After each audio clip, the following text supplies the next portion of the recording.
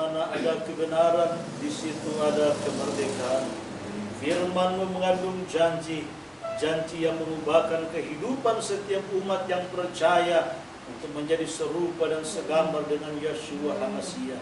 Karena kami percaya firman-Mu adalah firman yang hidup, firman yang sanggup, yang mampu untuk membawa kehidupan kami umat-Mu yang percaya kepadamu untuk hidup seturut dan sesuai dengan apa yang Engkau inginkan.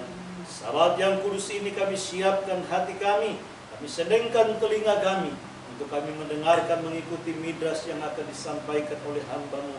Urapi setiap kami Tuhan, baik yang menyampaikan maupun kami semua yang mendengarkan, agar supaya firman ini boleh terpatri, termeterai di tanah hati kami yang baik, sehingga akan terus berakar dan bertumbuh serta berbuah-buah di dalam kebenaran. Karena kami percaya kebenaran itu yang akan mengubahkan kami, memampukan kami, agar supaya dimanapun kami berada, apapun profesi kami senantiasa boleh menjadi terang untuk hidup memuliakan Engkau.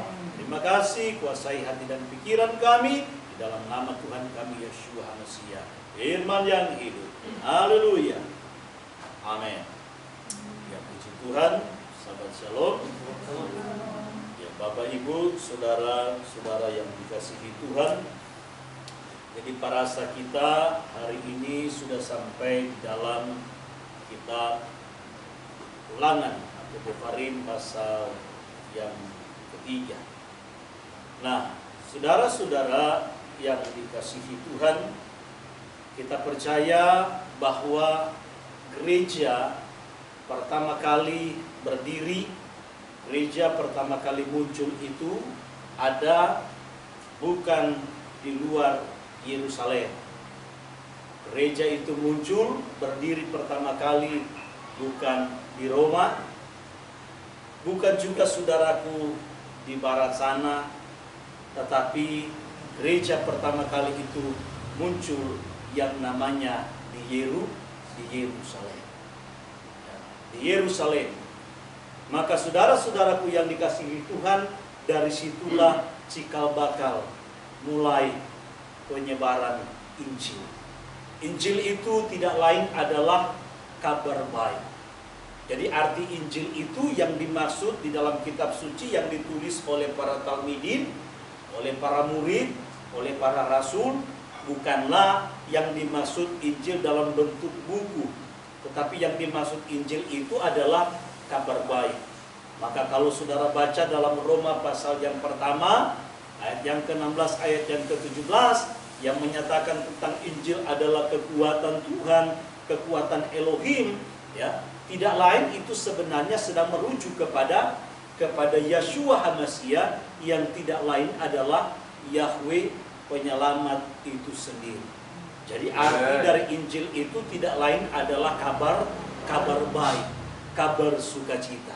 Jadi kalau misalnya ada orang mau menjadi penginjil, maka seharusnya yang dia bawa itu adalah kabar baik, kabar sukacita. Nah, kabar baiknya apa? Pasti di dalamnya ada jaminan kelepasan. Pasti di dalamnya ada jaminan keselamatan, kehidupan yang kekal. Karena tidak ada lagi kabar yang lebih baik daripada hal itu.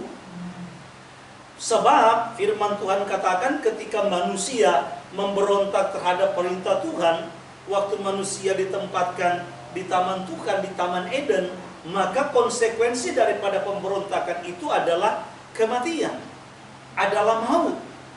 Ya. Dan tidak ada seorang pun yang bisa luput dan lepas dari yang namanya kematian itu sendiri. Nah, Yeshua datang ke dunia ini untuk memberikan jaminan. Dia melakukan karya penyelamatan, mati di atas kayu salib, ya, disiksa, dipaku di atas kayu salib, tidak lain agar supaya membawa manusia yang mati akibat dosa tadi, mati akibat pemberontakan tadi, menjadi atau memperoleh kehidupan, memperoleh keselamatan. Itulah kabar baiknya, itulah kabar sukacitanya. Ya. Makanya kita sebagai pemberita-pemberita, sebagai para penginjil-penginjil, para pelayan-pelayan Tuhan, harus senantiasa membawa kabar baik ini. Dan kabar baik inilah, kabar sukacita, Injil inilah yang dibawa oleh para talmidin, para murid-murid Tuhan.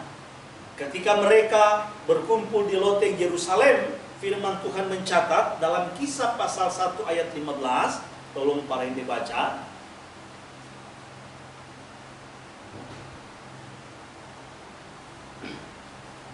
Pada hari-hari itu berdirilah Kefa di tengah-tengah saudara-saudara yang sedang berkumpul itu, kira-kira 120 orang banyaknya, lalu berkata. Nah, jadi saudaraku, pada saat itu mereka sedang mempersiapkan diri berkumpul untuk merayakan perayaan Shavuot, ya, perayaan Shavuot, atau yang lebih dikenal oleh gereja dengan perayaan Pentakosta, hari ke-50 atau hari pencurahan Roh Kudus, ya. Tetapi di dalam kitab suci yang disebut dalam perayaan itu tidak lain adalah perayaan Shavuot atau perayaan 7 minggu, di mana diperintahkan oleh Tuhan. Kalau kita baca di dalam Torah, termasuk di dalam Imamat pasal yang ke-23 tentang 7 perayaan, salah satunya adalah perayaan Shavuot, ya. Jadi saudara, ada 3 perayaan besar yang dilakukan oleh orang Yahudi sesuai dengan apa yang diperintahkan oleh Tuhan. Dan 3 perayaan ini juga suka disebut dengan perayaan siar, di mana dalam 3 perayaan besar ini orang-orang Yahudi itu diperintahkan oleh Tuhan untuk merayakan 3 perayaan ini, yaitu Pesa atau juga yang disebut roti tidak beragi, yang juga di dalamnya ada perayaan buah sulung. Kemudian perayaan kedua yaitu Shavuot atau perayaan 7 minggu. Sebagaimana yang diperintahkan oleh Tuhan, mereka harus menghitung berkas atau juga disebut dengan hitung omer, ya. Harus hitung selama 7 minggu. 7 kali 7, 49 hari. Nah, besoknya itu harus ada perayaan atau pertemuan kudus yang disebut dengan yang namanya Shavuot. Jadi itu perayaan yang kedua, perayaan siara yang kedua. Nah, perayaan siara yang ketiga itu disebut dengan Sukkot, yang di dalamnya ada perayaan Yom Teruah, peniupan nafiri, dan perayaan Yom Kippur atau hari raya pendamaian. Nah, 3 perayaan besar ini orang Yahudi itu harus merayakan di Yerusalem. Sehingga dalam konteks yang kita baca Kisah pasal 1 ayat yang ke-15, ini disebut orang-orang percaya. Sekali lagi, orang-orang percaya yang dimaksud di situ tidak lain adalah mereka yang sudah menerima Yeshua HaMashiach. Jadi 120 ini yang berkumpul di Yerusalem, ya, untuk merayakan Shavuot, ya, di loteng Yerusalem.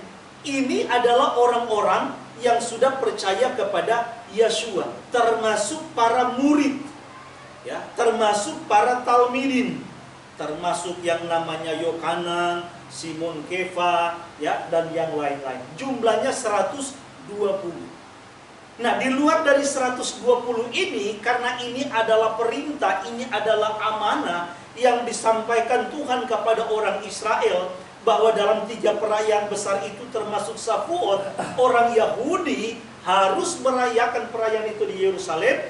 Maka jangan heran kalau di dalam kitab Kisah pasalnya yang kedua, ayat yang ke-5 mulai, di situ berkumpul begitu banyak orang Yahudi dari luar Yerusalem. Jadi yang 120 ini mereka yang percaya, yang sudah terima Yeshua. Bayangkan ada begitu banyak orang, ya, di Yerusalem saat itu. Di zaman Yeshua kan banyak, ya, banyak yang percaya, ya. Sekalipun juga banyak yang tidak mau mengakui itu di muka umum, sebagaimana yang dicatat di dalam kitab Yohanan di sana, ya. Ada orang yang sebenarnya sudah percaya kepada Yeshua sebagai Mesias, sebagai juru selamat, tetapi karena takut dikucilkan, mereka tidak berani mengekspos iman mereka, menyatakan jati diri mereka di depan umum. Daripada gua dikucilkan, mendingan udah dah imani sendiri saja, di dalam hati saja. Nah, memang banyak juga sebenarnya orang-orang Kristen yang modelnya seperti itu. Sebenarnya sudah mengakui bahwa memang Yahweh Elohim itulah Tuhan yang benar satu-satunya. Tetapi karena takut dikucilkan oleh teman-teman, oleh keluarga, oleh gerejanya sendiri, bahkan oleh sinodenya sendiri, akhirnya memilih untuk imani di dalam hati saja. Tidak berani menyatakan diri di muka umum. Nah, tolong para yang dibaca Kisah pasal 2 ayatnya yang ke-5. Langsung loncat ayat yang ke-8 dan seterusnya. Waktu itu di Yerusalem diam orang-orang Yahudi yang saleh dari segala bangsa di bawah kolong langit. Bagaimana mungkin kita masing-masing mendengar mereka berkata-kata dalam bahasa kita sendiri, yaitu bahasa yang kita pakai di negeri asal kita. Kita orang Partia, Media, Elam, penduduk Mesopotamia, Yudea dan Kapadokia, Pontus dan Asia, Frigia dan Pamfilia, Misraim dan daerah-daerah Libya yang berdekatan dengan Kirene, pendatang-pendatang dari Roma, baik orang Yahudi maupun penganut agama Yahudi, orang Kreta dan orang Arab. Kita mendengar mereka berkata-kata dalam bahasa kita sendiri tentang perbuatan-perbuatan besar yang dilakukan Elohim. Nah, jadi kita bisa melihat, saudara, orang-orang Yahudi yang tersebar ya, di luar Yerusalem ini datang pada waktu perayaan Shavuot. Jadi pada waktu perayaan Shavuot mereka datang berkumpul di Yerusalem. Jadi kalau bait sucinya masih ada, mereka pasti kumpul. Nah, sekarang udah nggak kumpul lagi di Yerusalem. Ya, kenapa? Karena bait sucinya sudah nggak ada. Ya, jadi bait sucinya udah nggak ada. Makanya perayaannya sudah merayakan di tempat masing-masing, di negara masing-masing. Walaupun mungkin ada beberapa orang yang punya darah Yahudi yang juga suka pulang untuk merayakan 3 perayaan besar ini di Yerusalem. Tetapi udah nggak mutlak. Nah, waktu bait suci ada, orang-orang Yahudi itu mutlak harus datang ke Yerusalem, berkumpul untuk merayakan 3 perayaan besar itu. Sehingga jangan heran di dalam kitab Kisah pasal yang kedua, dari ayat tadi yang ke-5 sampai ayat yang ke-11 menjelaskan ada begitu banyak orang-orang Yahudi dari luar Yerusalem datang ke Yerusalem, termasuk di Asia Kecil pun ada yang datang, ya, bahkan sampai kepada di Arab sana sudah, ya, sampai Arab pun datang. Jadi ini yang datang ini ingat orang Yahudi, ya, termasuk ada di situ dibilang katanya penganut. Jadi penganut ini orang yang bersimpatik dengan namanya ajaran Yahudi, dengan kehidupan Yahudi, sehingga mereka ingin mengyahudikan diri, ya, disebut dengan proselyte. Nah, di kita ada nih yang orang-orang Indonesia tetapi mau ikut Yahudi, pelihara jenggot juga, ya, mereka suka pelihara ininya juga. Kalau ibadah ada yang suka pakai topi besar, ya. Jadi mereka mengyahudikan diri. Segala sesuatu yang dilakukan oleh orang Yahudi itu mereka lakukan. Jadi mereka mengyahudikan diri, itu disebut dengan proselyte. Nah, jadi sekali lagi saudaraku, ini konteksnya, ya. Nah, sehingga ketika pencurahan Roh Kudus terjadi di loteng Yerusalem dan Simon Kefa berkhotbah dengan gagah berani, ingat yang dia khotbahkan itu tidak lain, saudara. Yang dia sampaikan kepada orang-orang Yahudi yang banyak, firman Tuhan katakan banyak sekali. Yang orang percaya tadi yang terhitung dari dalam Kisah 1 ayat 15 cuma 120 yang sudah terima Yeshua. Nah, sementara yang berkumpul ini jumlahnya ribuan, bahkan mungkin bisa jutaan. Yang berkumpul ini banyak sekali. Dan saat itulah ketika Ruach HaKodes dicurahkan di loteng Yerusalem, maka Simon Kefa diberikan keberanian untuk memberitakan sekali lagi tentang kabar baik, memberitakan tentang Injil. Siapa yang dia beritakan? Tidak lain, kalau saudara baca seluruh kisah pasal yang kedua itu, saudara akan menemukan tidak lain yang dia sampaikan, bahwa keselamatan itu hanya ada di dalam nama Yeshua. Siapa Yeshua yang ditekankan oleh oleh Kefa di dalam khotbahnya itu? Tidak lain adalah Yahweh penyelamat itu sendiri. Dia mengutip apa yang disampaikan oleh Nabi Yoel dalam kitab Yoel pasal yang kedua, bahwa barang siapa yang berseru kepada nama Yahweh akan diselamatkan. Tetapi yang dimaksud oleh Simon Kefa, siapa yang berseru kepada nama Yahweh tidak lain adalah dia yang mati di atas kayu salib.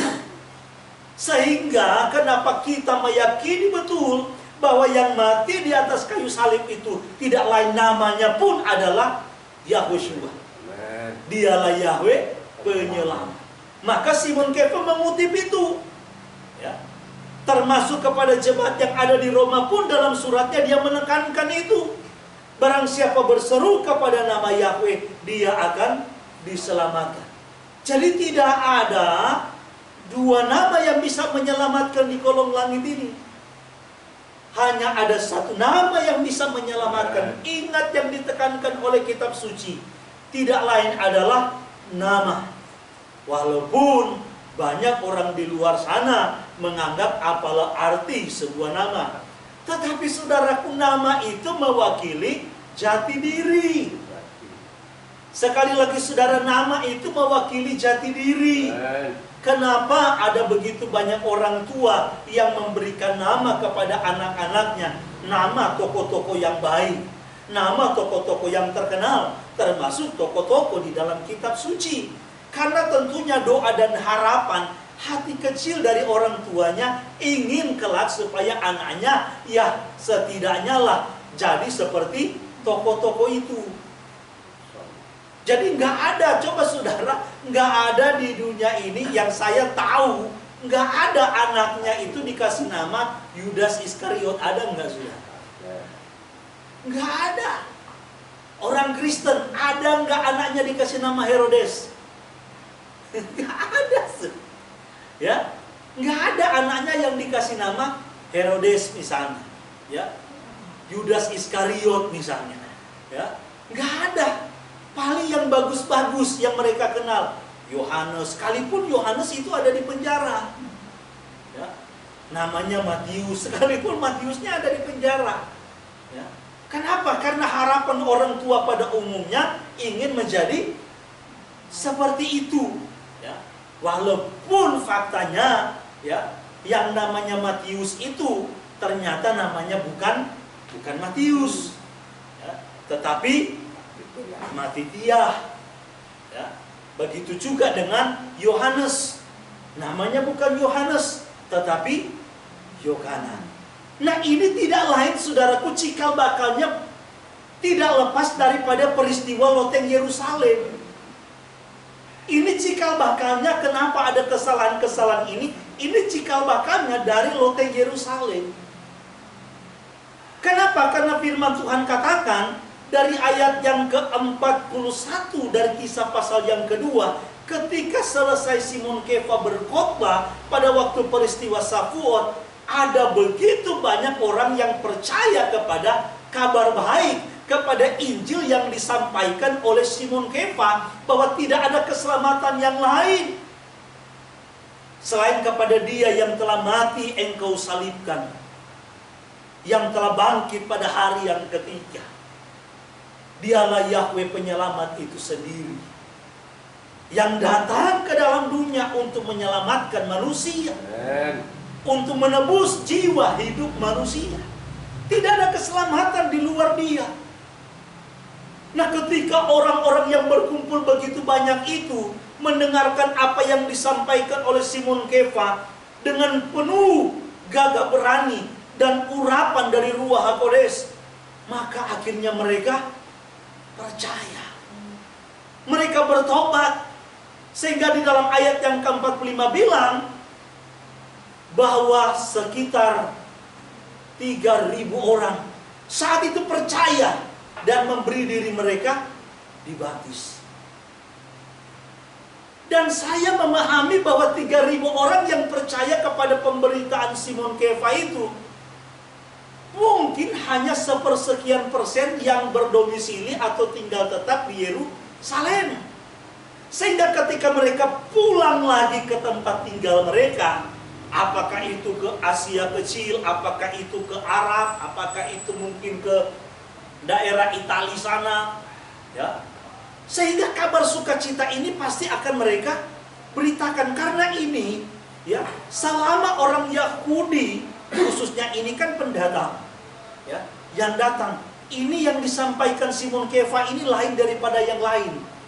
Beda dengan yang umum yang mereka terima dari rabi-rabi mereka ketika menyampaikan midras mungkin pada waktu perayaan Shavuot. Tapi kali ini justru beda. Padahal mereka itu dikasih tahu sama orang-orang Yahudi yang lain yang tinggal di Yerusalem, mereka ini kan orang-orang yang nggak berpendidikan. Ini orang-orang nelayan. Ini orang-orang kecil lah yang nggak dianggap di sini. Khususnya orang-orang Yahudi yang tinggal di Yerusalem yang memang dari semula membenci Yeshua dan para pengikutnya, khususnya kelompok ahli Taurat dan Farisi. Loh, ahli Taurat dan Farisi juga kan ikut merayakan Shavuot. Jadi mereka pembenci-pembenci Yeshua, pembenci-pembenci murid-muridnya juga hadir. Mereka inilah orang-orang yang suka memprovokasi, ya, termasuk bilang mungkin mereka ini mah lagi mabuk anggur. Tapi yang dari luar ini berpikir, yang Yahudi dari luar, kan nggak mungkin mabuk anggur. Persoalannya ini masih pagi, dan lagian apa yang mereka sampaikan ini seperti sesuatu yang lain. Biasanya di mana-mana kalau kita pergi acara, ya, ada acara temu-temu kumpul, kemudian terjadi sesuatu. Ya, Pak Tara aja kalau cerita dulu, kalau istrinya, anak-anaknya pergi ibadah, kalau pulang pasti ditanya tadi khotbahnya apa. Nah, pasti kan di rumah dibahas lagi, pasti di rumah diceritakan lagi. Nah, kira-kira saudara demikian juga yang terjadi terhadap 3.000 orang yang memilih untuk percaya kepada apa yang disampaikan oleh Simon Kefa. Makanya kan sering kita bertanya-tanya, loh 3.000 ini kemana? Karena memang kemungkinan besar yang 3.000 ini yang percaya ini orang-orang di luar dari Yerusalem atau pendatang yang datang ini. Karena kalau yang tinggal di Yerusalem ini memang udah kepalanya udah kepala batu. Ya. Nah, jangankan murid-murid. Loh, ini Yeshua sendiri aja mereka tetap tolak. Dan yang mereka tolak ini bukan seperti kita hanya jago ngomong doang, yang hanya jago khotbah doang, jago ngajar doang. Nah, ini Yeshua ini mereka lihat sendiri, ini orang buta melihat, orang lumpuh berjalan mereka saksikan sendiri, kerasukan roh jahat lepas, yang dari sejak lahir saja saudara, ya, buta sejak lahir saja, bisa celik. Toh mereka tetap tidak percaya. Apalagi cuma Simon Kefa yang saat itu khotbah. Kan saat itu konteks yang kita baca kisah pasal yang kedua tidak terjadi apa-apa mujizat maksudnya. Nggak ada banyak orang sakit saat itu datang terus sembuh. Jadi saudaraku, kita bisa berpikir dan kita bisa simpulkan 3.000 yang memilih untuk percaya kepada pemberitaan yang disampaikan oleh Simon Kefa ini sudah jelas pasti dari luar Yerusalem. Ini sudah pasti dari luar Yerusalem. Sehingga ketika mereka pulang ke tempat mereka, pastilah cerita itu akan mereka saksikan. Pasti kabar baik itu, Injil itu akan mereka ceritakan. Lepas daripada apakah ada yang percaya pemberitaan mereka, apa tidak, nah kitab suci kita sudah tidak menceritakan akan hal itu. Tetapi pasti saudaraku itu diceritakan, pasti itu disampaikan. Nah, inilah yang menjadi persoalannya. Ketika Injil itu, ketika kabar baik itu, ketika kitab suci kita, ya baik yang namanya Tanakh, yang terdiri dari Torah, Nevi'im, Ketuvim, ya, atau Torah kita para nabi dan kemudian tulisan-tulisan, dan kemudian juga dengan Brit Kadasa. Nah, ketika kitab suci kita ini mau diterjemahkan ke berbagai macam bahasa, Dengan kata lain tujuannya baik, supaya Injil ini, kabar baik ini go internasional. Nah, ya. Jadi supaya Injil ini bisa disampaikan kepada seluruh dunia dengan berbagai macam bahasa. Tetapi muncul satu persoalan yang baru. Ketika Injil itu diterjemahkan, itu baik apa tidak? Sangat-sangat baik. Maka kita bisa paham dan terima Injil. Tetapi menjadi sesuatu yang sangat keliru, bahkan fatal akibatnya, ketika namanya yang mewakili jati diri itu ikut diterjemahkan. Ya. Maka kalau saudara lihat di mana-mana yang namanya nama pribadi, nama toko, ya, itu nggak bisa diterjemahkan. Sekalipun dalam satu negara, dalam satu suku, dalam satu daerah, dalam satu bangsa tertentu, untuk menyebutkan nama itu mereka agak susah. Itu namanya dialek. Ya, itu namanya dialek. Ya. Nah, mungkin itu Tuhan maklumi, tapi untuk tulisannya tetap. Ya. Misalnya Joko Widodo, tetap tulisannya Joko Widodo. Ada yang sebutnya Koko Wibowo misalnya. Ini dialeknya sudah. Dan kalaupun Jokowi mendengar misalnya ada orang Arab menyebutnya seperti itu, ya. Kalau orang Arab kan P aja suka identik dengan V misalnya. Ya. Nah, mungkin dia cuma ketawa aja dalam hati, tapi dia tahu yang dia maksud itu adalah dia. Nah, berbeda dengan kekristenan pada umumnya sekarang. Jadi Injil itu boleh diterjemahkan ke berbagai macam bahasa, bahkan harus, supaya Injil itu boleh sampai kepada mereka dan mereka mengerti dan memahami. Tetapi jangan coba-coba kalau namanya itu ikut diterjemahkan. Ini fatal. Ya. Ada yang agak-agak dekat, ya. Misalnya Markus jadi Markus, ya, Timoteus jadi Timotius, ya. Ini pun kalau dialek ini masih bisa ditoleransi kalau dialek. Tapi ada Jakob jadi James gitu kan. Ya memang para pakar, para teolog pun mengakui mereka juga nggak paham. Mereka sendiri nggak ngerti loh kenapa kitab Jakob itu jadi bisa James loh, saudara. Itu kan, waduh, kemana? Ya, larinya kemana? Dan ini kan sangat berbahaya. Saya takutnya saudaraku karena makin bergeser, akhirnya Yeshua itu jadinya sudah Justus misalnya, gitu kan? Bahkan bisa tadi jadi James Bond misalnya. Ini kan sesuatu yang sangat mengerikan. Padahal penekanan firman Tuhan di dalamnya itu begitu penting soal nama. Karena saya bilang tadi, nama itu tidak berdiri sendiri dengan pribadi. Kita kan nggak menyembah nama, bro. Kita itu menyembah pribadi. Iya, pribadimu itu melekat di namamu. Kan begitu, saudara. Jadi kalau yang saya sebut Presiden Joko Widodo, pasti yang saya maksud yang presiden sekarang. Bukan mulut saya bilang Joko Widodo, tetapi hati saya maksudnya yang presiden sebelum ini. Alias apa? Susilo Bambang Yudhoyono. Kan begitu. Gak mungkin. Jadi kalau mulut saya bilang Joko Widodo, pasti yang dimaksud itu presiden sekarang. Karena sekali lagi saudara, ya, di dalam nama itu melekat jati diri pribadi itu sendiri. Maka ini penting.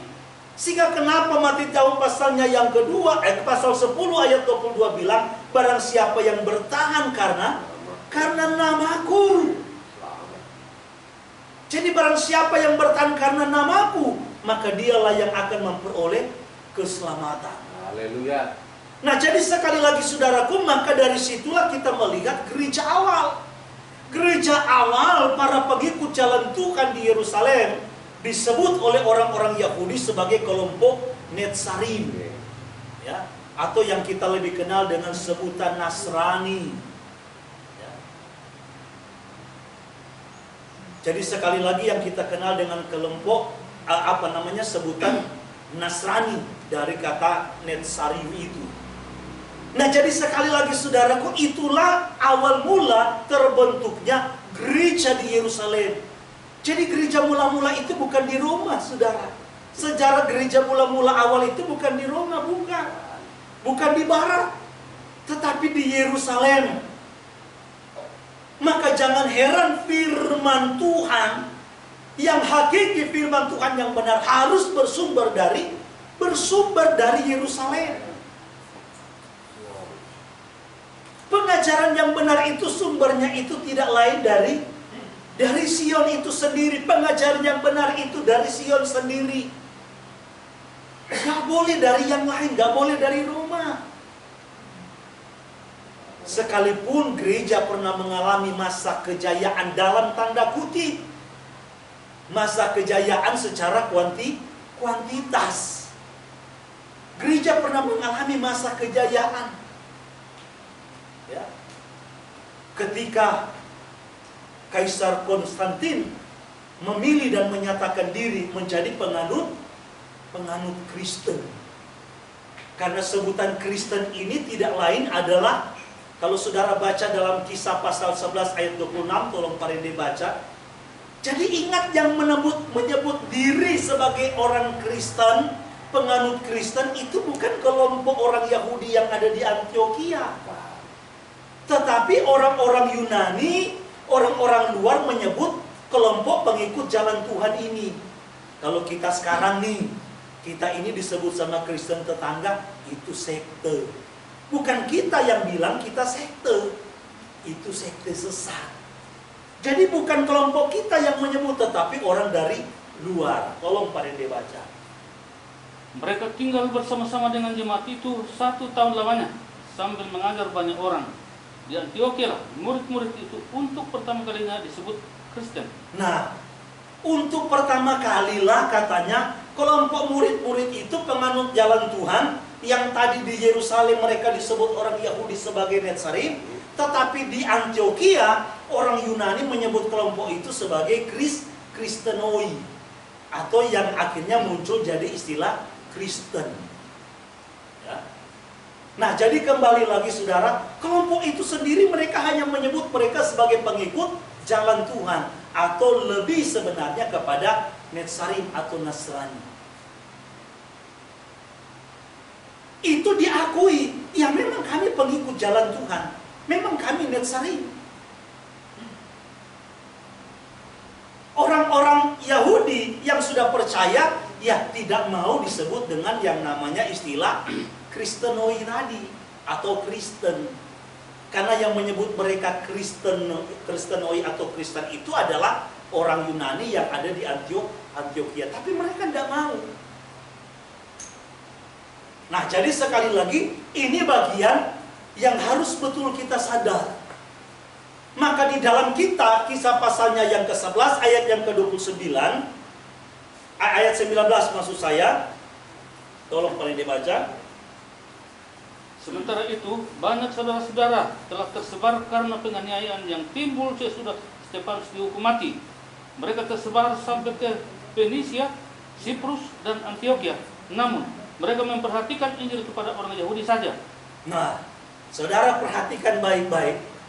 Jadi mulai saat itulah orang-orang percaya mulai bertambah-tambah. Dan ini menimbulkan kecemburuan terhadap yang namanya kelompok-kelompok Yahudi yang menolak Yeshua HaMashiach sebagai penyelamat itu, sebagai juru selamat, sebagai Mesias yang mereka nantikan selama ini. Sehingga akhirnya mulai mereka aniaya, ya, termasuk yang kita kenal dengan yang namanya Stepanau, ya. Jadi kalau nama Yahudinya Stepanau, kalau jadi Yunani ya ada usnya di belakang, jadi Stefanus, ya. Kalau nama aslinya Stepanau. Nah, jadi sekali lagi akhirnya dianiaya karena iman kepada Yeshua HaMashiach. Penganiayaan itu makin hari, makin lama, makin bertambah. Termasuk akhirnya Saul. Kalau kita baca di dalam kitab Kisah pasal yang ke-9, bagaimana Saul menghadap para imam-imam kepala, para tua-tua untuk minta surat kuasa. Surat kuasa untuk apa? Nah, kalau dia pergi katanya ke daerah Damsyik, kalau sekarang itu disebut dengan kota Damaskus. Ya. Supaya kalau saya ke sana, ketemu sama pengikut-pengikut jalan Tuhan, ketemu sama yang namanya Nasrani ini atau Netsarim ini, maka aku akan seret mereka masuk ke dalam penjara. Kalau melawan, aku siap habisi. Dan ya. Tetapi di dalam perjalanan dia, akhirnya dia dicamah oleh Tuhan. Nah, firman Tuhan katakan, Tuhan menyuruh katanya Saul ini untuk pergi ke Damaskus sana, ya, ke Damsyik sana, karena di sana nanti dia akan bertemu dengan seorang murid, kata firman Tuhan. Jadi murid di sini dia bukan penganut agama Yahudi. Artinya dia bukan orang yang belum menerima Yeshua sebagai Mesias, tetapi dia pribadi yang sudah menerima Yeshua. Dan itu dibuktikan kalau saudara baca seterusnya, di mana Yeshua sendiri menampakkan diri kepada si Ananias ini dan memberitahukan kepada dia, kamu harus pergi ke sana karena di sana ada seorang yang bernama Saul, bla bla bla bla bla bla bla. Ya, kenapa? Ananias tadinya berpikir, loh, orang ini kan sudah terkenal namanya. Loh, dia ini kan yang menganiaya justru pengikut-pengikut jalanmu, yang menampakkan diri maksudnya. Yang tidak lain adalah Yeshua HaMashiach. Nah, bagaimana bisa Injil itu tersebar sudah sampai di sana, sehingga Ananias sudah menerima yang namanya Yeshua sebagai Tuhan? Itulah bagian daripada kabar baik yang sudah diberitakan. Ya. Apakah diberitakan oleh para murid, atau juga diberitakan oleh yang kelompok 3.000 tadi yang sudah pulang dari perayaan Syafua? Tetapi yang jelas di sana sudah sampai kabar baik itu, bahwa Yeshua adalah Tuhan dan Juru Selamat. Ingat saudara, ketika penganiayaan itu terjadi, mereka pun murid-murid itu hanya pergi memberitakan katanya kepada, ayat 19 bilang tadi di Kisah pasal 11, hanya memberitakan kepada orang Yahudi saja. Jadi mereka masih fokusnya kepada orang Yahudi. Ada sinagog mereka masuk. Ya. Mereka masuk, tapi mereka masuk bawa visi. Mereka masuk situ bawa visi-visi untuk memberitakan siapa yang namanya Yeshua yang sudah dianiaya oleh orang Yahudi, yang sudah mati tetapi bangkit pada hari yang ketiga. Nah, jadi fix di sini akhirnya saudara, yang namanya Injil ini boleh tersebar sampai kepada Asia Kecil, sampai mungkin di daerah Arab. Nah, saudara, ketika saudaraku muncul yang namanya, kan tadi sekali lagi firman Tuhan katakan Injil itu sudah diberitakan sampai di luar Yerusalem. Dan itu dibuktikan di Damsyik atau di Damaskus tadi sudah ada orang yang percaya. Nah, ketika murid-murid ini pergi, termasuk Saul, makanya Saul mengklaim bahwa aku ini dipilih, aku ini diutus bukan kepada orang Yahudi. Ya, walaupun kalau kita mau baca perjalanan pelayanan Saul di Kisah Para Rasul yang ditulis oleh Luka, ya, Saul sendiri pun sebenarnya banyak pergi menginjili orang-orang Yahudi di luar Yerusalem, walaupun ada beberapa juga orang Yunani. Nah, di sini mulai muncul persoalan. Jadi kita harus tahu nih latar belakang dulu yang namanya surat Filipi pasal yang ketiga, karena banyak salah yang menafsirkan. Jadi muncullah persoalan bahwa orang-orang Yahudi yang sudah terima Yeshua yang ada di Yerusalem beranggapan bahwa nggak bisa selamat. Orang-orang di luar Yerusalem, termasuk orang-orang yang di luar Yahudi, nggak bisa selamat kalau hanya iman kepada Yeshua. Tetapi mereka juga harus melakukan yang namanya seluruh hukum Mose. Nah, hukum Mose yang dimaksud di dalam kitab Kisah pasal 15 ayat yang ke-1 itu bukanlah hukum Torah. Itu bukanlah Torah yang terdiri dari 613 misvot. Ya. Jadi para rabi-rabi bersepakat waktu mereka membuat satu pertemuan, satu musyawarah, satu rapat untuk membahas yang namanya Torah ini yang terdiri dari 5 kitab. Ya, jadi ada berapa perintah sih yang ada di dalamnya. Nah, sebagian besar rabi itu menyetujui bahwa perintah yang ada di dalamnya, baik dalam bentuk yang suka disebut perintah positif atau negatif, maksudnya perintah kamu harus lakukan ini, lakukan itu positif maksudnya. Kalau negatif itu jangan melakukan ini, jangan ini, itu negatif. Nah, jumlahnya itu total ada 613 perintah. Ada 613 misvot. Dari Beresit sampai Devarim, dari Kejadian sampai Kitab Ulangan. Walaupun ada beberapa rabi juga yang tidak sepakat apakah yang A ini misalnya masuk perintah apa tidak. Tetapi sebagian besar, mayoritas sepakat. Nah, jadi saudaraku, yang dimaksud harus mengikuti seluruh Torah Mose, ya, seluruh hukum Mose maksudnya, itu sebenarnya bukan 5 kitab. Ya. Itu bukan 5 kitab. Inilah saudaraku yang seringkali salah dipahami dan dimengerti oleh orang Kristen kebanyakan.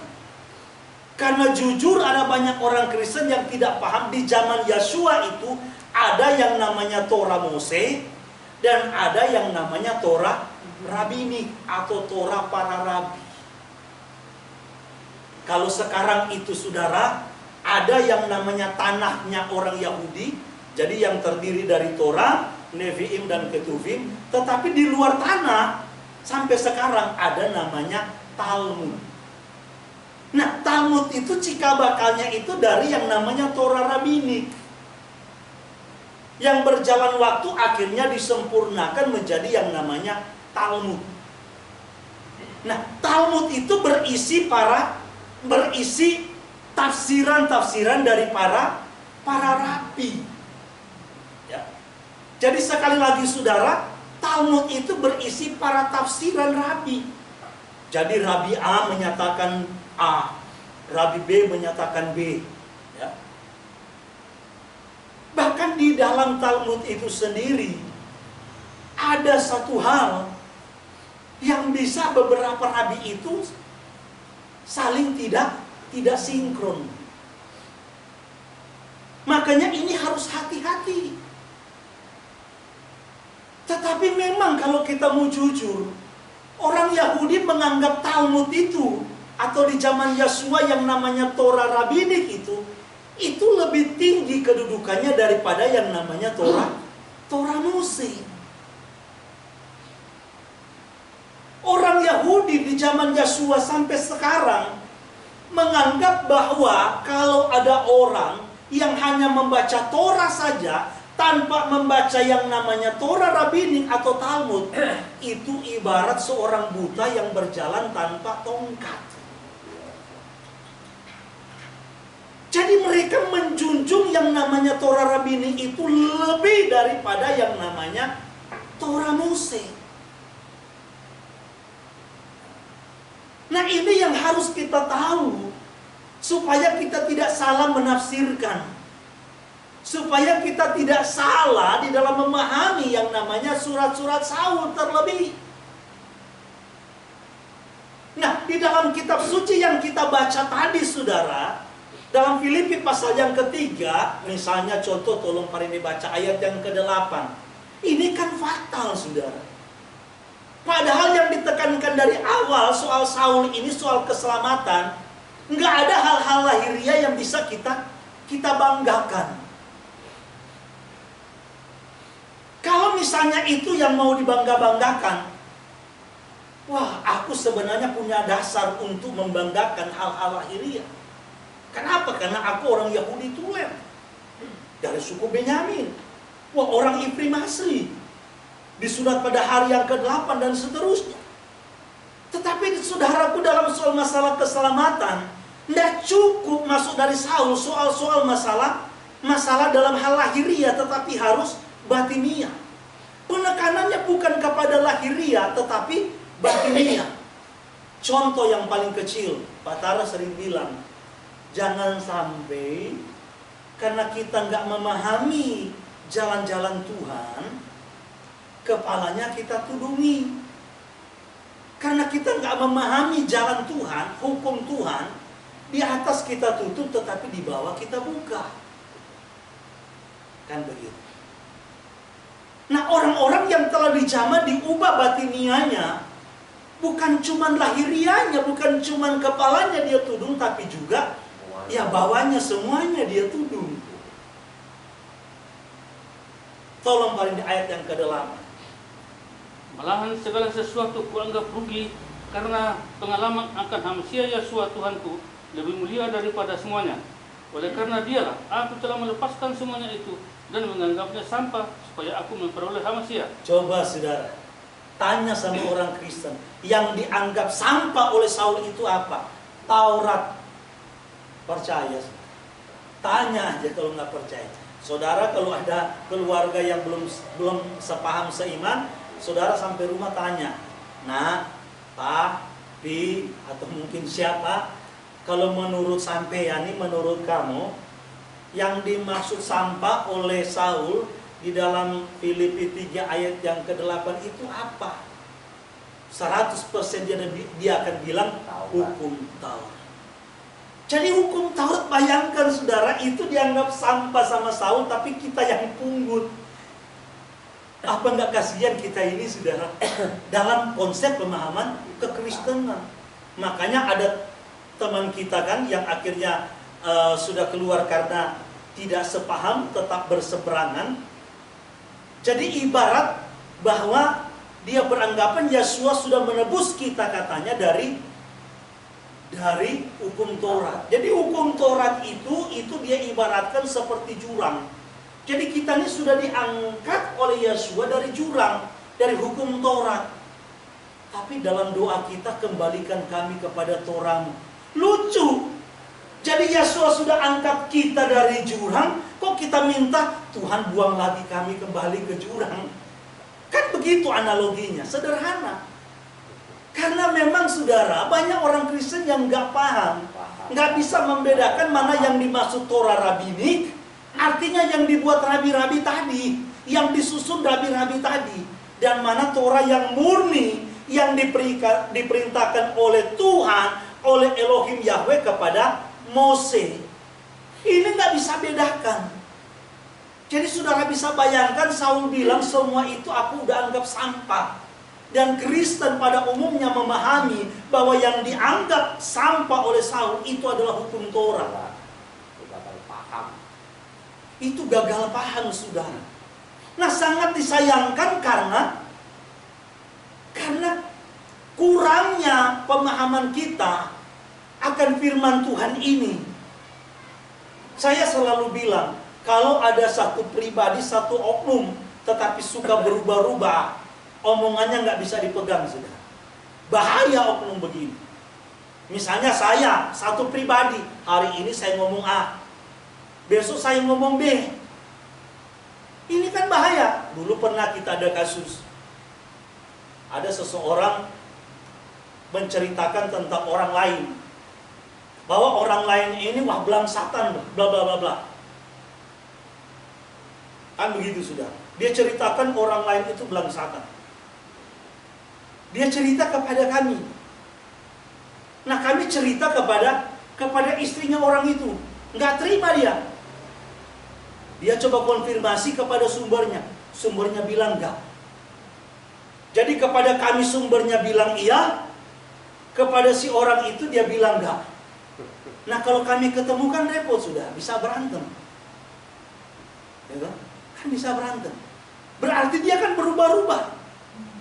Di satu sisi dia ngomong A, di satu sisi dia bilang enggak. Ini bahaya sudah. Nah, kalau ada satu pribadi yang model begitu, bagaimana bisa omongannya kita pegang, apalagi kita jadikan sebagai kebenaran? Ini bahaya.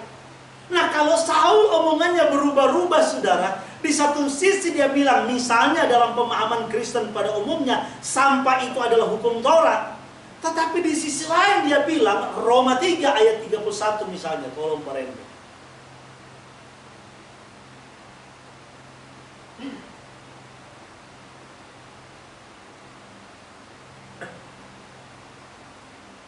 Jika demikian, adakah kami membatalkan hukum Taurat karena iman? Adakah kami membatalkan Taurat itu karena iman percaya kepada Yesua? Sama sekali tidak. Sebaliknya, kami meneguhkannya. Sama sekali tidak. Kami justru meneguhkan Taurat itu. Jadi banyak orang yang salah kaprah. Saya suka pakai analogi yang sederhana. Kalau ada pengedar narkoba sekarang ini, apalagi mungkin sudah di atas 1 kilo misalnya sabu-sabu, hukumannya pasti hukuman mati. Nah, dia vonisnya mati. Kenapa? Karena memang sudah ada undang-undangnya.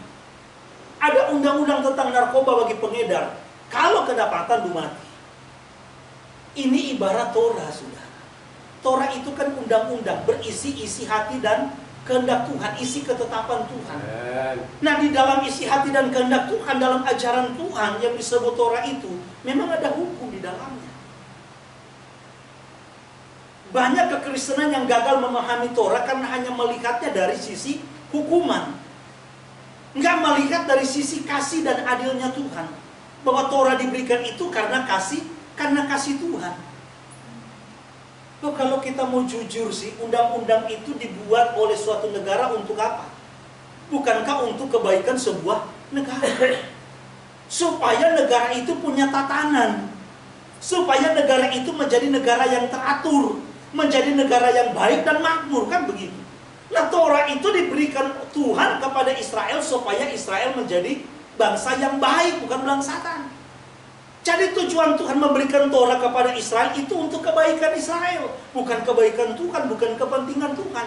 Untuk kebaikan Israel. Untuk kebaikan suatu bangsa itu. Itulah undang-undang itu. Itulah yang namanya Torah. Tetapi kalau mau jujur, memang manusia cenderung, karena kodrat manusia yang berdosa ini cenderung ingin bebas. Contoh yang paling simpel, anak-anak kita paling tidak mau kan kalau kita buat aturan-aturan di rumah. Bangun jam segini, habis bangun cuci piring, habis cuci piring, mandi, habis mandi. Wah, anak-anak biasanya nggak mau, merasa tertekan. Padahal aturan itu kita buat sebagai orang tua untuk kebaikan anak.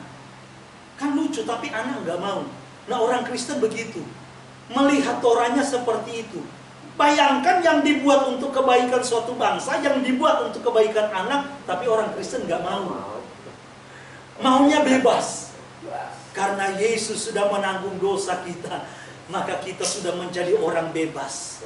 Jangan kita terintimidasi dengan dosa yang kita lakukan. Apalagi dosa masa lalu, dosa yang akan datang saja. Jangan kita intimidasi. Kenapa? Karena Yesus sudah bebaskan dosa kita. Jadi banyak orang Kristen itu yang akhirnya bebas pelangsatan. Makanya jangan heran di penjara sana banyak yang namanya Matius, Markus, Yohanes, ya, Lukas, banyak saudara.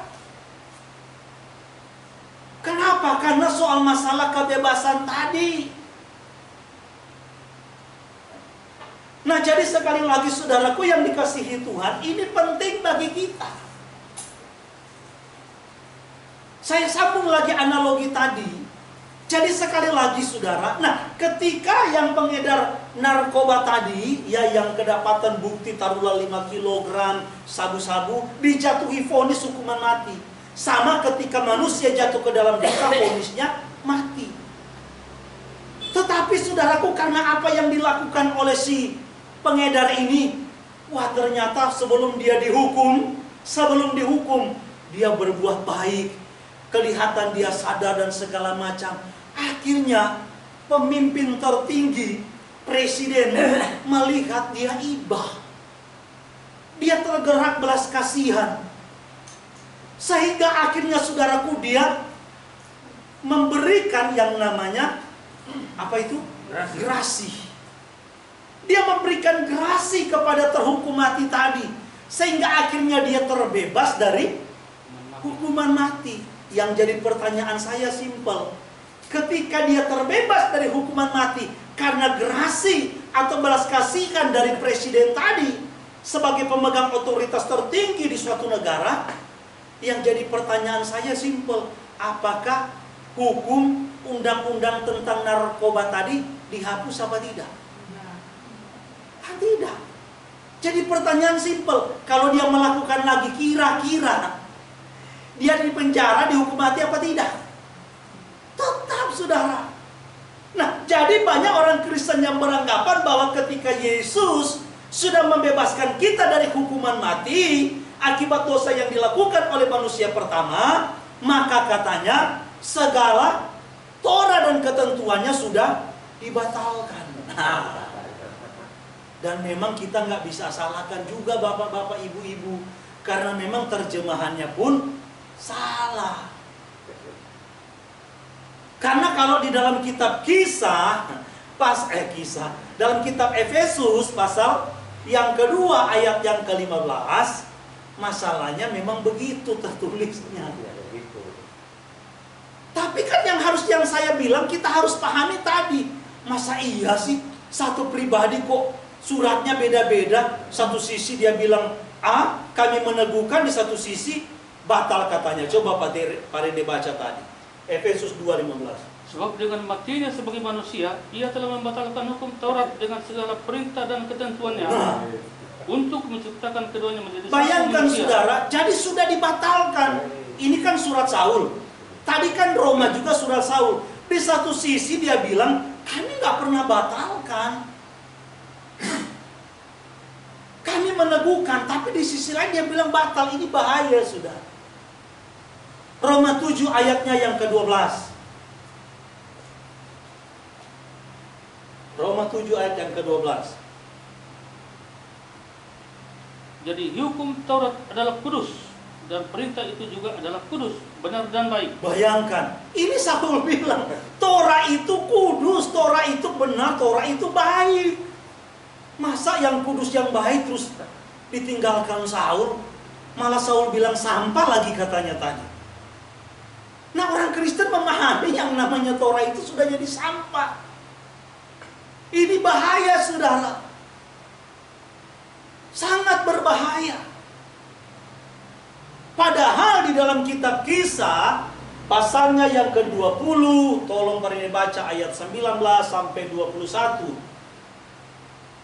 Orang-orang Yahudi mengkonfirmasi, Saul benar nggak lu ajari nih? Orang-orang Yahudi di luar sana yang sudah terima Yesua, yang sudah terima Injil kabar baik itu, yang sudah beriman kepada Yesua, terus mengabaikan Torah. Benar nggak? Kamu harus memberikan pernyataan kepada kami, memberikan pertanggungjawaban kepada kami. Katakan benar apa tidak? Tapi apa yang dibilang Saul? Silakan Pak Rende. Dengan segala rendah hati aku melayani Tuhan. Dalam melayani itu, aku banyak mencucurkan air mata dan banyak mengalami pencobaan dari pihak orang Yahudi yang mau membunuh aku. Sungguh pun demikian. Kisah 20 ayat 19. 21. Salah, 21 ayat 19 sampai 21. Kisah 21 bukan 20. Kisah 21 ayat 19. Saul memberi salam kepada mereka, lalu menceritakan dengan terperinci apa yang dilakukan Elohim di antara bangsa-bangsa lain oleh pelayanannya. Nah, ini banyak ternyata dari bangsa-bangsa lain sudah terima Injil yang disampaikan Saul terus. Mendengar itu, mereka memuliakan Elohim. Wah, orang-orang di Yerusalem ini sangat senang. Mereka memuliakan Tuhan terus. Lalu mereka berkata kepada Saul, "Saudara, lihatlah, beribu-ribu orang Yahudi telah menjadi percaya, dan mereka semua rajin memelihara hukum Taurat."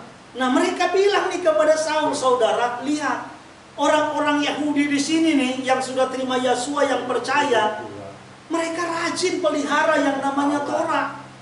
Tapi yang kami dengar-dengar lu di luar sana ajarin supaya meninggalkan Torah. Apakah begitu? Nah, baca lagi Pak Rendi. Tetapi mereka mendengar tentang engkau bahwa engkau mengajar semua orang Yahudi yang tinggal di antara bangsa-bangsa lain untuk melepaskan hukum Moses. Sebab engkau mengatakan supaya mereka jangan menyunatkan anak-anaknya dan jangan hidup menurut adat istiadat kita. Terus. Jadi, bagaimana sekarang? Tentu mereka akan mendengar bahwa engkau telah datang kemari. Sebab itu, lakukanlah apa yang kami katakan ini. Di antara kami ada 4 orang yang bernama. Nah, sampai di situ saja. Jadi kalau memang itu nggak benar, maka lakukanlah apa yang kami inginkan ini, apa yang kami perintahkan ini. Masalahnya di sini udah heboh. Di sini kami dengar begini, padahal enggak. Jadi yang dimaksud oleh Saul sebagaimana yang saya katakan tadi, termasuk kepada jemaat yang ada di Filipi, itu penekanannya bukan hanya sekedar lahiriah tetapi batiniah. Jadi sekali lagi bukan hanya kepada lahiriah tapi batiniah. Contoh lagi yang saya katakan. Misalnya kita menyembah, jangan kepala kita sampai di lantai, tetapi hati kita angkat tinggi. Ngerti maksudnya ya? Kan secara jasmani kita menyembah nih. Apalagi kalau kita kan yang memang merasa bahwa kita ini, kalau orang datang dengan penuh kesadaran dia akan berlutut. Bukan cuma jidatnya juga ikut direndahkan di hadapan Tuhan, tapi hatinya menyatakan bahwa dia nggak ada apa-apa dengan di hadapan Tuhan. Tapi kalau orang yang hatinya belum dijamah, belum tentu, apalagi mungkin rumah Patara begini siro bolak-balik, disuruh sujud, di mana-mana ada cap sana sini gitu kan. Oh gak dia saudara. Tapi kembali soal masalah batiniah, hati yang dijamah oleh Tuhan. Jangan sampai kita secara sikap tubuh kita berlutut tetapi hati kita tidak tunduk di hadapan Tuhan. Nah, Saul mau menekankan soal masalah batiniah yang juga tidak kalah pentingnya.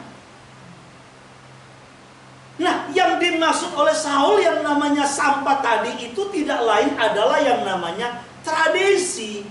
Tradisi yang juga dilakukan oleh orang-orang Yahudi.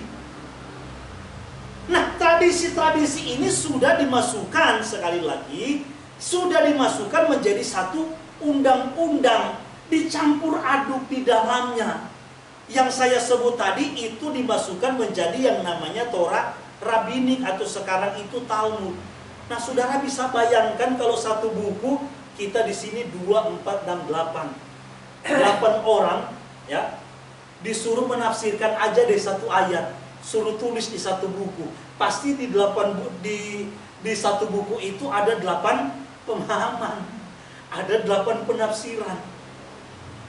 Jadi akhirnya penafsiran daripada manusiawi dalam hal ini para rabi ini akhirnya masuk, dan itu ya, sekali lagi itu dianggap oleh orang Yahudi yang awam sebagai sebuah ketentuan yang mutlak.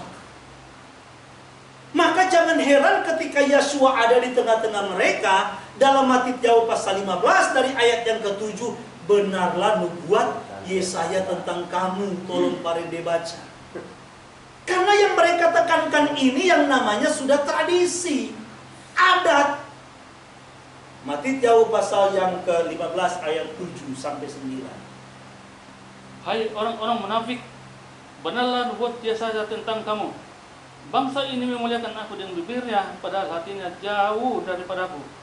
Percuma mereka beribadah kepadaku, sedangkan ajaran yang mereka ajarkan ialah perintah manusia.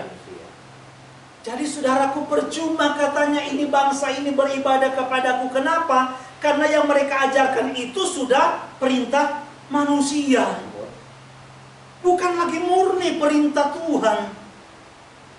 Jadi saudara bisa bayangkan satu contoh nih. Ini termuat di dalam yang namanya undang-undang tadi atau Torah Rabbinik ya, yang sekarang sudah disempurnakan kita sebut dengan Talmud. Ada Talmud Babilonia, ada Talmud Yerusalem. Nah, kebanyakan yang dipakai ini Talmud Babilonia, karena sejak mereka pasca pembuangan Babel. Jadi pasca pembuangan Babel inilah mulai dibentuk yang namanya Talmud tadi, penafsiran tadi. Salah satunya nama. Nama itu, saudara, di dalam Talmud itu ada larangan keras. Larangan keras untuk menyebut namanya. Saudara bisa bayangkan di dalam Torah ini justru namanya harus dimasyurkan. Namanya harus diberitakan. Ya, harus ditinggikan, dimuliakan, dan lain-lain. Kok ini namanya justru jangan disebut? Orang yang menyebut namanya itu akan dianggap bersalah. Memang di dalam hukum ketiga, dalam Asara Debarot, dalam 10 hukum, ada larangan menyebut nama Tuhan itu, nama Elohim itu dengan sembarangan. Ada penekanannya. Dengan sembarangan, dengan sia-sia. Bukan dalam konteks kita memasyurkan, memberitakan, meninggikan. Kalau dalam konteks kita meninggikan, memuliakan dia, itu kita justru sedang menyanjung, bahkan menghormati dia. Bukan kita melecehkan. Tetapi di dalam Talmud itu ada larangan keras loh, saudara. Bahkan ada hukuman maksud saya, bagi orang yang terlalu gampang menyebut, memanggil nama itu. Sehingga jangan heran orang Yahudi sampai sekarang, mulai pasca pembuangan itu prosesnya, ya, mereka takut lagi memanggil nama kudus itu, ya, sampai sekarang, dan menggantikan dengan Adonai dan Hashem. Bukan cuma itu, bahkan setiap orang yang namanya dimulai dari huruf Yod-He, setiap orang manusia maksudnya, yang namanya dimulai dari huruf Yod-He, itu dirubah. Itu dirubah, saudara. Ya. Salah satu contoh misalnya dalam kitab Nehemia 7:18. 8:17. Nehemia 8:17. Kalau yang kita punya nggak kelihatan, sudah. Kalau yang diterjemahan Lembaga Alkitab Indonesia. Tapi kalau dalam tanah itu kelihatan. Saudara kalau download, ya, download aplikasi yang berbahasa Ifrim, saudara akan kelihatan bedanya. Kalau dalam Nehemia yang namanya 8 ayat 17, itu sudah dipakai namanya Yod, Sin, Waw, Ain. Bacanya apa? Yeshua ben Nun. Padahal aslinya adalah Yod, He, Waw, Sin, Ain. Kan kalau dibilangan kan Yod, He, Waw, Sin, Ain. Yang dari nama Hosea diganti namanya Yeshua Benun. Tapi di Nehemia, kitab Nehemia, kitab Esra ini ditulis pasca pembuangan. Ini sudah berubah, saudara. Sudah bukan lagi Yod, He, Waw, Sin, Ain, tetapi sudah jadi Yod, Sin, Waw, Ain. Kenapa bisa begitu? Untuk menghindari yang namanya theophoric name elemen, atau menghindaran tentang nama Tuhan. Penghindaran nama Tuhan. Maka nama-nama tokoh-tokoh dalam kitab suci yang awalnya dimulai dengan huruf Yod-He, itu tidak dibaca orang Yahudi dengan Ya, tetapi dibaca dengan Y. Dibaca dengan Y. Nah, ini ulah siapa?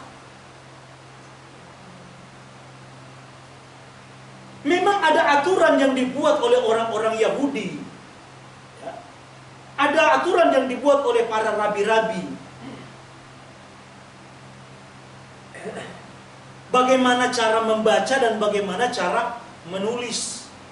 terutama menyangkut tentang nama Tuhan, yang dalam bahasa Ibrimnya disebut ketif dan kere. Cara penulisan dan cara penyebutan. Tapi ini bukan ulah Tuhan, ini ulah manusia. Jadi kalau Yod He Waw He itu hanya disingkat, maka kalau saudara lihat orang Yahudi, khususnya yang ortodoks dari berbagai macam mazhab, punya talit begini, ya. Di sini ada ini namanya atara atau mahkota. Nah, biasanya di sini ada doa.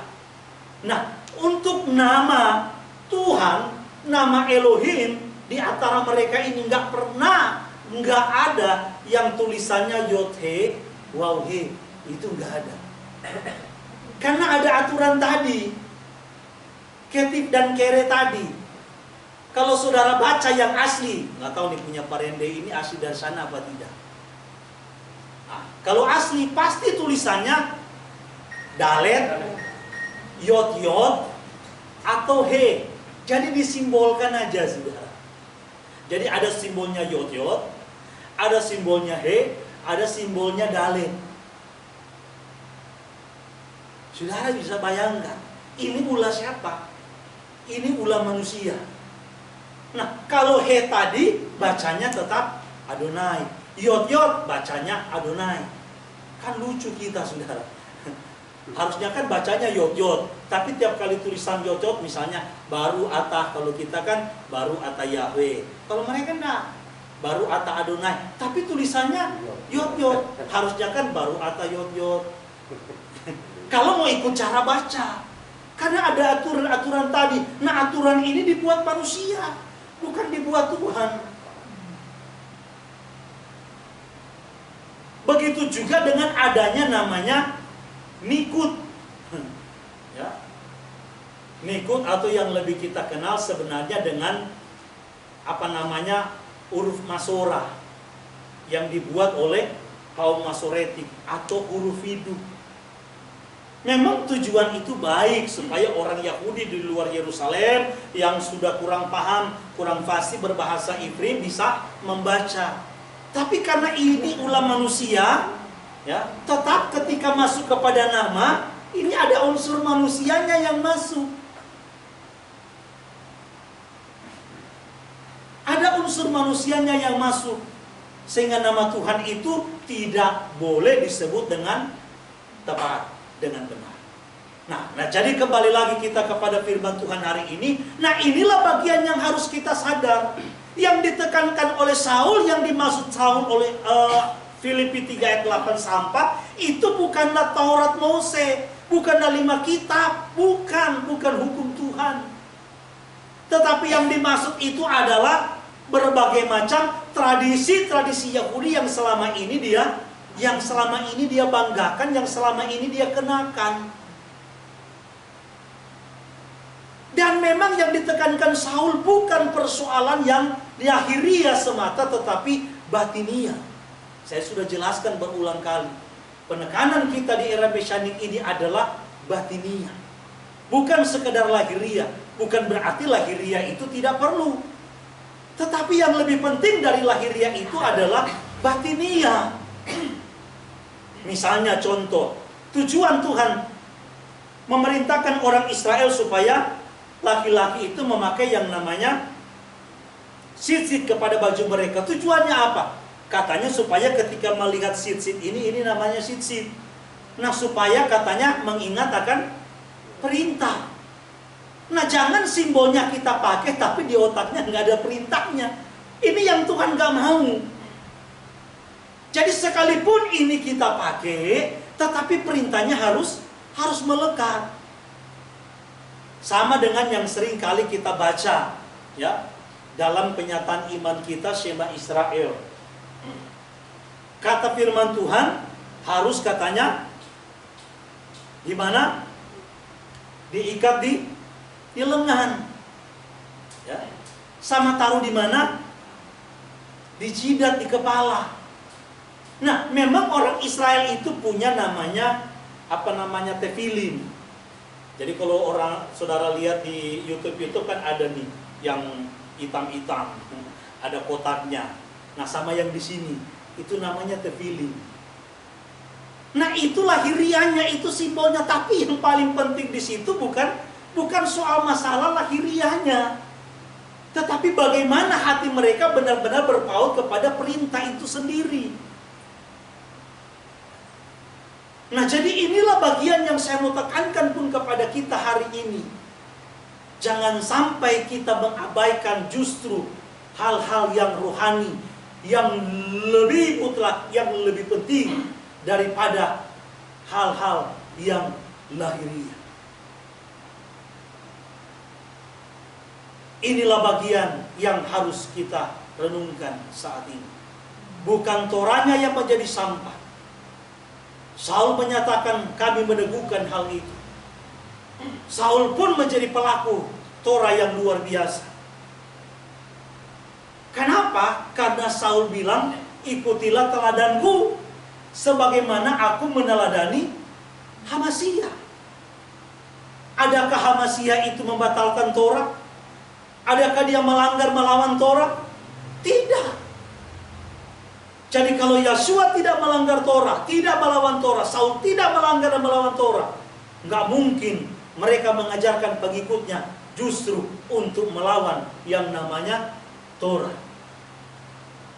Yang dilawan di sini, yang harus diwaspadai di sini, bahkan yang harus disingkirkan di sini, tidak lain adalah tradisi-tradisi Yahudi yang sudah dicampur adukan. Contoh misalnya kan ada kalau gereja Sumba apa? GKS. GKS itu gereja Kristen Sumba. Nah, jangan sampai Sumbanya lebih kental dari Kristennya. Gemi misalnya. Jangan sampai Minahasanya lebih kental daripada Kristennya. Ini yang bahaya. Dan di mana-mana saudara yang namanya tradisi itu lebih kental. Apalagi yang namanya GKS. Jangan sampai Sumbanya yang lebih kental daripada imannya, Nasraninya, kebenarannya. Ini yang tidak diperbolehkan dan ini yang ditentang oleh Saul. Bukan kebenaran itu sendiri. Maka hari ini kita diingatkan, mari kita hidup dalam kebenaran yang hakiki. Tinggalkan segala tradisi dan adat, terlebih yang bertentangan dengan firman Tuhan. Tidak semua adat tradisi itu bertentangan. Tetapi kalau adat dan tradisi itu sudah bertentangan dengan Torah Tuhan, maka itu harus ditinggalkan. Itu harus dibuang. Supaya kita sepenuhnya hidup hanya untuk memuliakan Tuhan. Tuhan kiranya memberkati kita semua untuk hari Sabat ini. Dan biarlah ini menjadi pengajaran, menjadi kekuatan bagi kita ke depan. Supaya kita senantiasa hidup hanya untuk menyenangkan Tuhan. Mari kita akan datang untuk menyembah Tuhan.